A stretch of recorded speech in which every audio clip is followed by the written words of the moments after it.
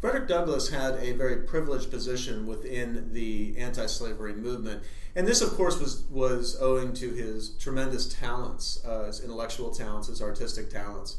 But as an anti-slavery activist, he is first associated with William Lloyd Garrison, and what I actually find most interesting about this is that he begins very close to William Lloyd Garrison's views. And as a constitutional scholar myself, what I find interesting about this is that he begins with William Lloyd Garrison's views on the Constitution, calling it a covenant with death, denouncing it at multiple anti-slavery meetings, including in his own newspapers.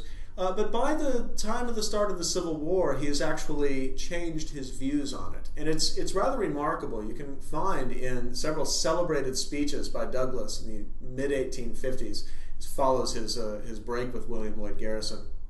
You can find him speaking about the Constitution.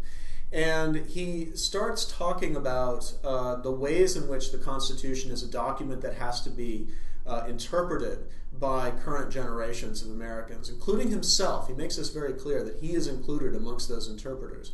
And he argues that slavery cannot be countenanced by the Constitution, and if in fact enough people believe this, that they can make it into reality.